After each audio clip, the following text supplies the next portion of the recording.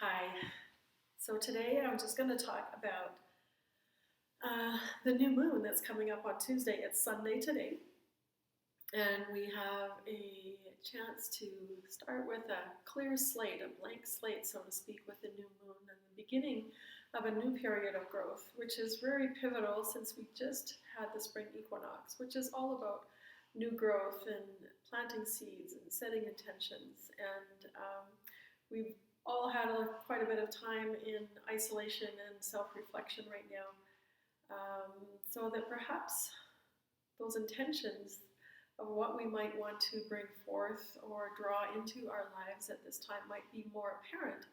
And this is a very fruitful time to be setting those intentions. So it can be really fun to make this special. And what I'm going to suggest, because Tuesday here in Alberta, it's supposed to be snowing, I believe, unless they change the weather, and a little bit colder.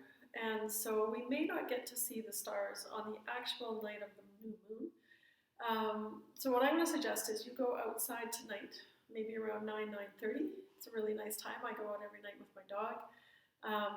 But the sun has just set, and although it's dark out, you can still see a little bit of that remnants of the sunset. But it's dark enough that you can see all the stars.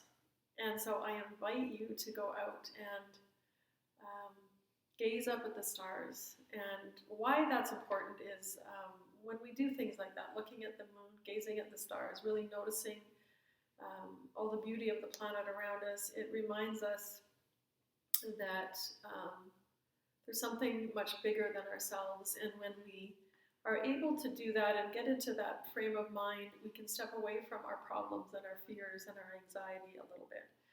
So it can be really helpful to step outside of ourselves by doing something like this. And so then on the night of the full moon, which is Tuesday, perhaps you can, if you've never been to any kind of a moon ceremony, I'm going to just tell you a few things that you can do to make it special for yourself, since we're all going to be doing this alone or with our family. And so what I like to do is I have a little cloth that's just kind of special to me because I like the colors and whatever. So this is what I use for my little special altar when I'm smudging or drawing cards or setting intentions. I'm going to push this down so that you can actually see what I'm doing. And so this is going to kind of create my little, we can call it an altar.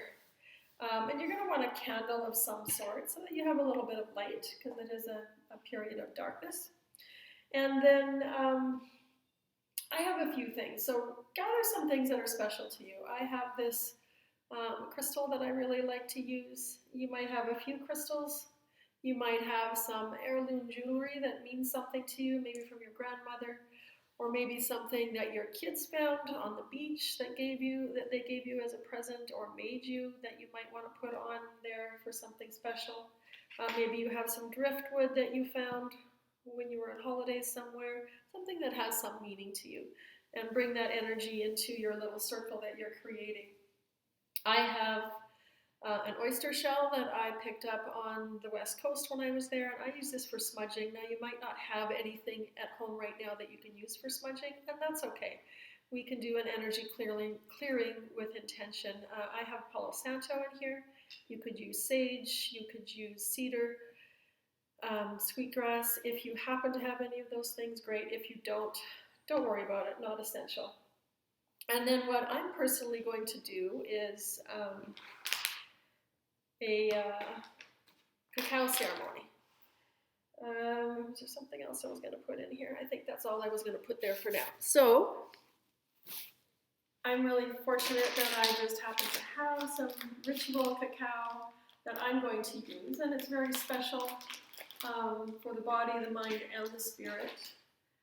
But most of us are not going to have that at home. So there's a couple of things you can do just to make this special, and it's really about bringing a mindfulness and awareness and attention into what you're doing, not so much what you're doing it with. So there's a couple things you could do. You might have some chaga, there we go, that you find on birch trees on your land that you can make a tea with and drink that. Fantastic for immunity, by the way. You might have some dandelion root tea that you can make that's very cleansing, that you can make that special.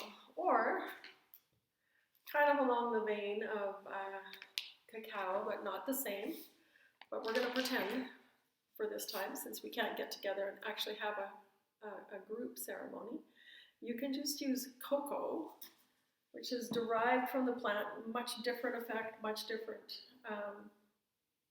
everything, but you can still make it special with intention. And then if you're using the powder for cocoa, any of the things that you're making, make it part of your meditation, of your intention setting.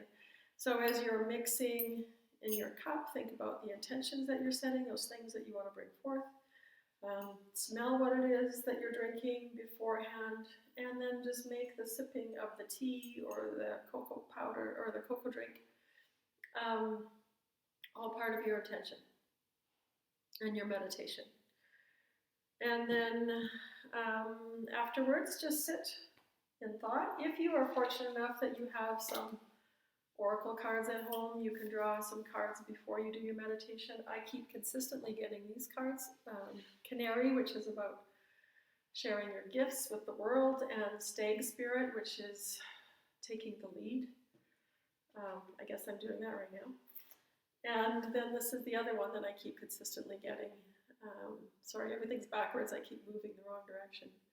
Blessed, and I really do feel blessed, especially in the last couple of months. So, play with that. Have some fun with it. You can gather other things onto your little circle that you might find outside that have some meaning for you. And just make it a special night of intention sighting, and let me know how you do with it.